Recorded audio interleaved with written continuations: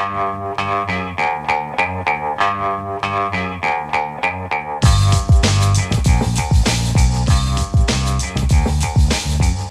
the Brian Lair Show on WNYC. Good morning. I'm David First, WNYC Weekend Edition host, filling in for Brian today. Another American retail icon has hit rock bottom. Last week, Saks Global, the parent company of Saks Fifth Avenue, Neiman Marcus, and Bergdorf Goodman, filed for Chapter 11 bankruptcy protection.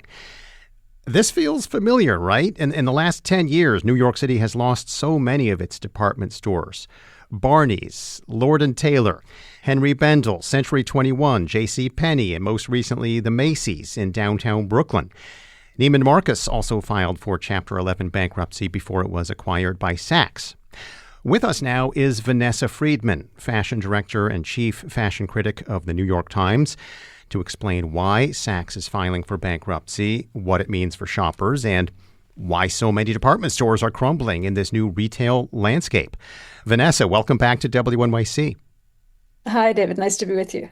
And before we ask about how Saks got to this point, is there going to be like huge sales going on at Saks Fifth Avenue and Bergdorf Goodman? Or are they liquidating assets and closing stores? What's happening? Well, this is not a going out of business sale. This is not a Barney's situation. It is most likely a shrinking of the Saks Neiman's footprint situation. So there may be some stores that are going to have going out of business sales, most likely a Saks off Fifth. If for anyone who was in New York over the holidays, they might recall the Saks off Fifth on, I believe, 57th Street closed, and there were big 85% off sales there. So, depending on where you live in the country, you might get treated to bargains, but not everywhere. You said this is not a Barney's situation. Can you explain the difference between Chapter 11 bankruptcy and Chapter 7, which is what Barney's went through, right? Right. Barney's went through Chapter 7. Chapter 11 allows a company to restructure its financial situation, its debt obligations, under the protection of a court-approved process. So in that situation, which is what we're talking about with Saks and Neiman's, there is the potential for, if we're talking about a retail group, them to get out of certain rental obligations, certain lease obligations that maybe weren't high-performing stores without incurring a penalty. They can renegotiate terms with the brands they owe money to. And right now, Saks and Neiman's owes a lot of money to a number of brands, many brands, because they've been very slow on their payments. And, those brands may not recoup everything that's owed, but they will get different percentages of it. So it's a way for the company to stay in business and kind of get ready for better business, hopefully. So Saks missed payments to the brands that they carry. And with some of those really big name luxury brands, I imagine they'll be okay dealing with that. But what about some of the smaller contemporary brands? Are they in a more precarious situation? Absolutely. It's the smaller independent brands that are very dependent on department stores like Neiman Marcus, like Bergdorf Goodman, like Saks Fifth Avenue, to serve as kind of windows to the consumer and discovery channels for the consumer. They're really in trouble because even if Saks currently, according to their bankruptcy filing, owes $136 million to Chanel. That sounds like a crazy big number, but Chanel is a multi-billion-dollar business. And that does sound like a crazy big number, though. And it's the number one. It's number one on the list of brands that will be called, I believe, critical brands, and they will get paid at least probably 80% of that number back. And they frankly can handle it. So they're not the ones to be worried about. You have a tiny brand and maybe they're only owed $50,000 or maybe at most $200,000. But that amount of money could be absolutely crucial for them being able to make their next collection, being able to finance their own business. And they're way, way down the list of brands that are going to get repaid in the bankruptcy filing. And so for them, this could really be the end. Will shoppers still be able to find their favorite brands at Saks? Depends on what their favorite brand is, Yeah. really. If shoppers were going to Saks to find names they'd never heard of, tiny New York fashion brands that were springing up, or if they were going to Saks to discover, new napkin makers, right? Because they all have homeware sections. Those brands may disappear, but the truth is probably fewer and fewer shoppers were in fact going to department stores for that kind of discovery experience. Trying to get all the names straight in my mind here. Didn't Saks just acquire Neiman Marcus in 2024? What was It the did. idea behind that acquisition, and did that turn out to be a big mistake?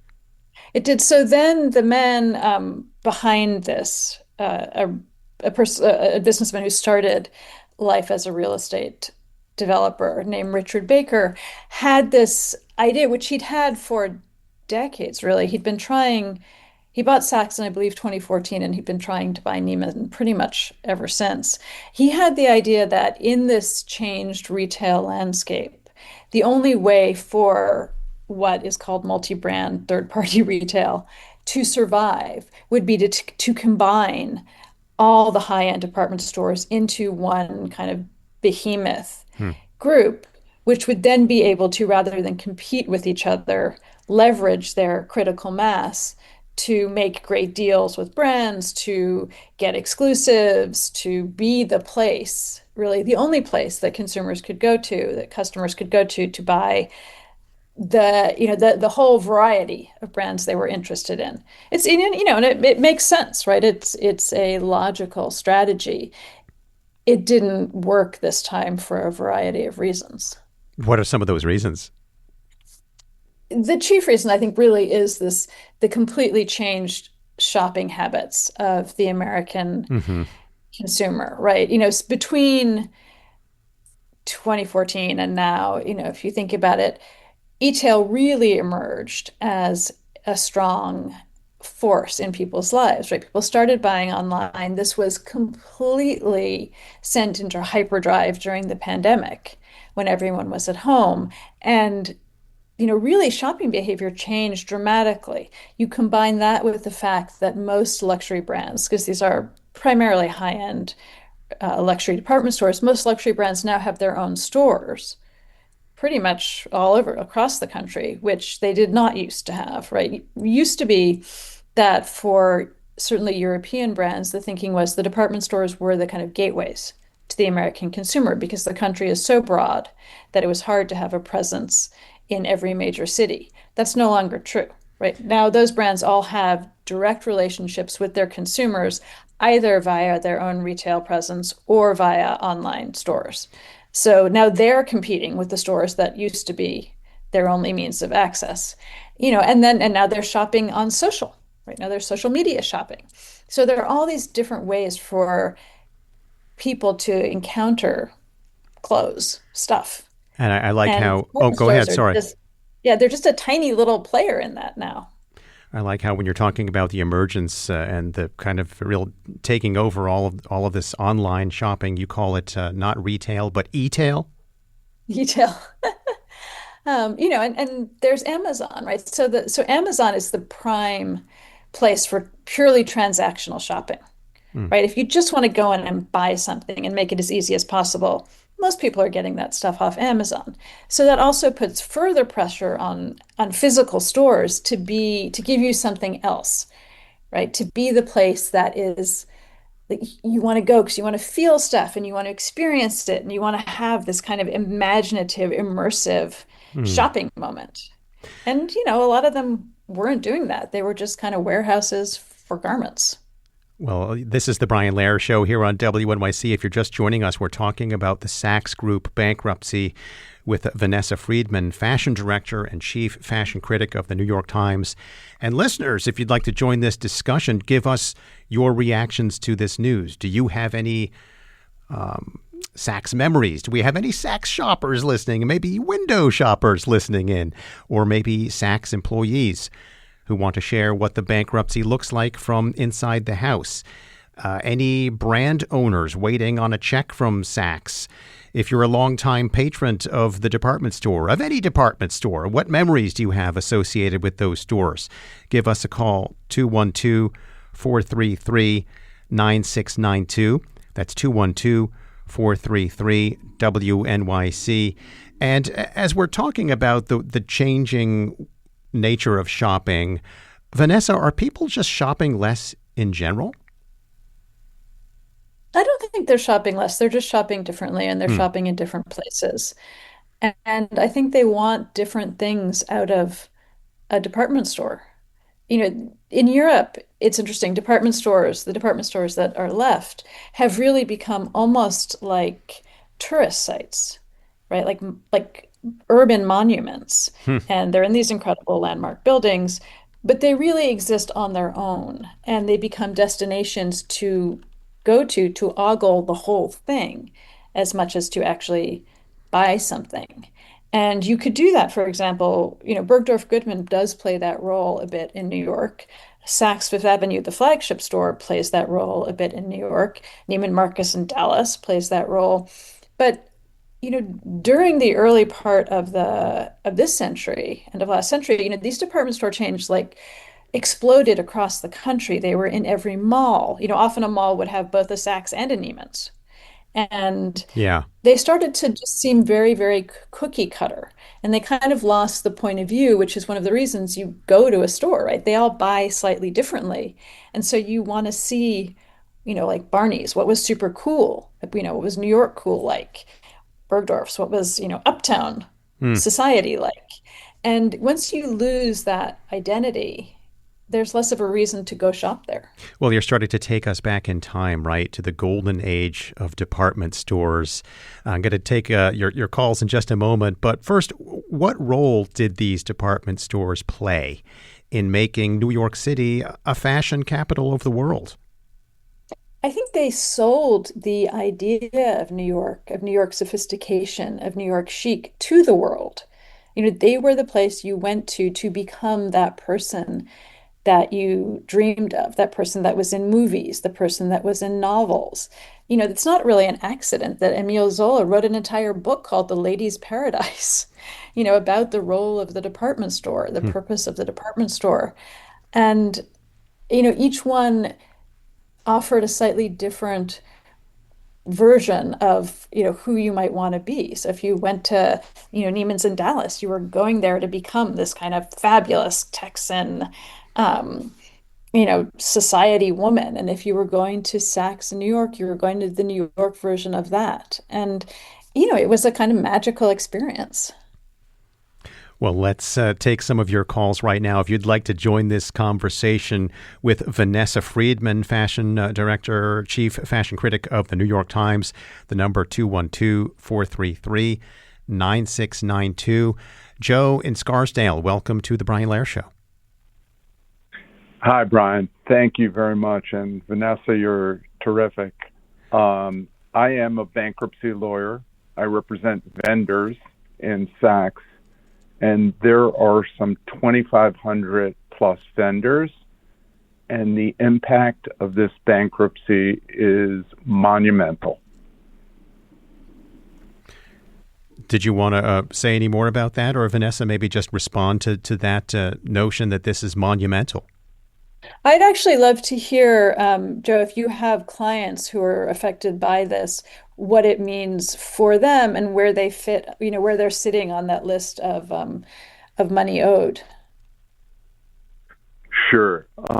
So yes, I have clients involved in this, as little as, a couple 100,000 to 10 million. And the reality is the largest vendors here, the top 30 creditors on the Saks list, who will likely be on the creditors committee, those are billion-dollar, what I call behemoths. And I've posted extensively on LinkedIn about this. They're not going to be affected. They're going to stay in business. Yeah, this is not good. It's not good for Chanel and others. But the reality is the little guys, some of them will be driven out of business. Hmm. And the proposal right now is to provide some $300 million to take care of what they call critical vendors. And the little guys are having a very difficult time getting on that list. And it's absolutely abhorrent. It's disgusting. And they aren't the ones that caused this. And one of the things that Vanessa said that's so meaningful, I have so many clients who provide unique goods, and that's what makes like Saks and Neiman's an interesting place. You can get Chanel anywhere. Chanel has their own stores. You can get Burberry's. You can get plenty of good Vince, but you can't get some of these smaller vendors anywhere from Paris, from Turkey. And the fact of the matter is it's extremely meaningful for them to get paid. And I am advocating for them to be paid in full for their past due amount. Vanessa, I'd like to have you respond to some of what Joe was just saying there. It's really some of what you were touching on earlier, right? That some of the little guys will be driven out of business. I mean, I think there's a real question here that Joe has raised, which is how, if you're a young creative, someone who's making new stuff, how you get your stuff seen, right? Department stores used to be absolutely the way you did it, right? You went to the department store if they were lucky. You got to be part of the homewares floor. You got to be part of the, young designers floor. And that was the window. That was the gateway to this consumer. Someone, when I was reporting my stories on Saks with my colleagues, compared department stores to magazines. And I actually thought that was a really good and pertinent idea, because similarly to magazines, what magazines once upon a time were the doorkeeper between brands and consumers, right? Brands would have fashion shows, magazine editors would go and watch them, and they would decide how to package those clothes and how to tell a story around them, put it in the magazine. People would read the magazine, and that's how, we understood what was going to be trending, what we should go buy, what we should go look for in a department store. Department stores were similarly this kind of flexion point between brands. They would go around and see what designers were doing, decide what to buy, then consumers would come to the store and discover it. That's no longer true because of this changed landscape. And for big brands, as Joe said, it doesn't make a big difference. They have their own stores. For small brands, the question becomes, how do you get seen? How do you get yourself in front of a consumer when not everyone is going to a Saks to find out? And the answer probably has to do with social media and the way we communicate now. Now, that's not to say that's easy, right? It's complicated to create your own e-tail business, to do direct-to-consumer communications on TikTok or Instagram or whatever we're talking about, all these millions of different platforms that now exist. But it's probably where this is all going. And we have a lot of calls coming through right now. Let's try to move through some of your phone calls. 212-433-9692. Pamela in West Orange, New Jersey. Welcome. Thank you. I'm glad to be with you all. Are you a Saks customer? I am. I absolutely am devastated by this news. I am in my 50s and I hate online shopping. I love going into the store and trying them on. I am a lover of old school movies, the 50s, the pencil skirts, the elegance of, and do you picture yourself in one of those movies when you're shopping there? Yes. That's what it was. That's what it is for me. And the other piece of this is I am a plus size woman, and shopping online does not work for me. So going into the store and having that full experience, and I was able to find fashionable clothes because I am a fashionista, which I didn't know I was until I started going to Saks. And I said, oh my God, they have clothes for me here. They have different sizes for me here. I like pencil skirts and the elegance of the 50s. And they had those things for me in my size. Pamela, And thank you. now I don't know where I'm shopping. Wow. I mean, that's some great comments. Thank you so much for joining this discussion. What about that? Vanessa, I'm shopping challenged myself, but I can't imagine replacing going in and trying on clothes in a store.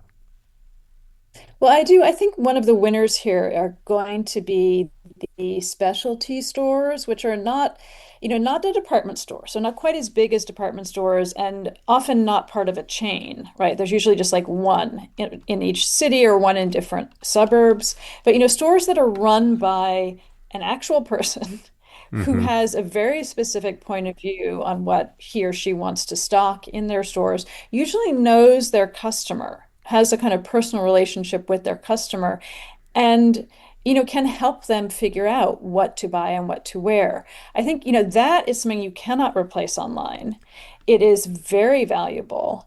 And I think particularly as we enter an ever more tech heavy world with AI and platforms we have yet to discover, that kind of personal relationship, I think, is going to become very, very important. Because sometimes you want to go into a store and not just feel something, but actually have someone help you figure out what you want to wear. Yeah. You mentioned a couple of those stores. Maybe a quick list. Oh, I mean, there's Capital in North Carolina, there's Ikram in Chicago, there's Kernizabet and Dover Street Market in New York. There are Dover Streets, actually a bunch of Dover Streets around, 2 in this country and a couple around the world. There is Amari's in California. In fact, I think the New York Times actually did we have a list of what we called the 50 best stores in America. Which I think everyone should go find it. But it is that. It's these one-off stores that really have very specific points of view and, are not replicated anywhere. We have a lot of great calls coming in right now. Try to do a speed round right now to get to a few more of them. Let's see. Let's hear from Theo in Manhattan. Welcome to the Brian Lehrer Show. Oh, hi. Hi, Vanessa. I read you all the time. I just wanted to jump in here.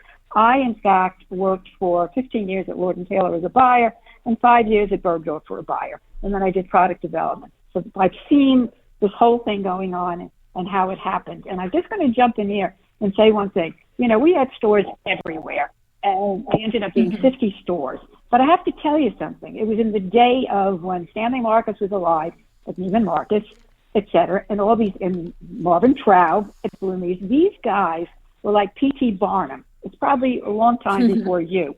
They created what was called, at least Marcus did, a fortnight. Did you ever hear of this? Every year, they took 2 weeks and they did a spectacle of a certain country. Let's say it was India or Spain. The buyers went and created products from all these people. He even had an elephant. So there was a reason he lured these customers to see this, and then they bought in the store. There's no reason to go to a store anymore. And the other thing I just want to mention is you were saying customer service. At Lord & Taylor, I have to tell you, it could be a department store, not a specialty store. I would have a meeting every morning with my staff who were professional salespeople. They knew what product came in. They knew who it was bought for. They knew who they were supposed to be selling it to. I think if we had more of that, even though we can't go against, social media, et cetera, et cetera. And you're so right, and I'm going to finish it.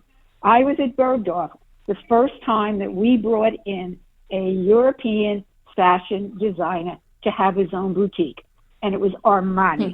And it's what you alluded to, Vanessa. There were no special Armani or Pradas or anything on Madison Avenue. People had to come, and they don't have to anymore. So I think, and I'll finish it now. The downfall really were people like Richard Baker. When he was at Hudson Bay, these guys are real estate people. They are not merchants. They do not know the first thing about how to buy and clothing. We're going to have to leave that there. Thank you so much for your comments. And I want to try to get to another call. Pat in Scarsdale, welcome to the Brian Lehrer Show. Hi, thank you. I just wanted to say first, I agree with a lot of the things that the previous caller said, but also I really miss the department stores of my youth during the Christmas season where you could walk the length of Fifth Avenue and everyone had spectacular displays that got you really excited about the holiday. And, the opportunity to buy gifts and get gifts. And, it's down to basically Saks and then the boutiques now, or the designer stores. And it's only half as long as it used to be, because it would run from 34th all the way up to 9th or 60th. And it was a destination in itself. But also I wanted to say that the department stores created a lot of good entry-level jobs and jobs for women that are now, gone, including good union jobs. And That's a great point. It's a real loss. Wow, what an interesting comment to finish on there. Vanessa, can you jump in on that? I think it's true. Retail is one of the biggest employers in the United States, and often you talk to almost anyone, and I think they have some sort of job in their immediate family or in their background where you started on the shop floor, right? That was just that's a summer job or a pay your way through school job. So I think sometimes because retail isn't as sexy or exciting as tech or Wall Street, we forget how important this industry is to employment in the country. I think it is bearing out how important this industry is on how many calls we have coming through right now. I wish I could get to all of them. Thank you so much, everyone, for calling in. We're going to have to leave it there right now, probably revisit this topic. Our guest was Vanessa Friedman, fashion director and chief fashion critic of the New York Times. Thank you so much for joining us. Thanks for having me. Since WNYC's first broadcast in 1924, we've been dedicated to creating the kind of content we know the world needs. Since then, New York Public Radio's rigorous journalism has gone on to win a Peabody Award and a DuPont Columbia Award, among others. In addition to this award-winning reporting, your sponsorship also supports inspiring storytelling and extraordinary music that is free and accessible to all. To get in touch and find out more, visit sponsorship.wnyc.org.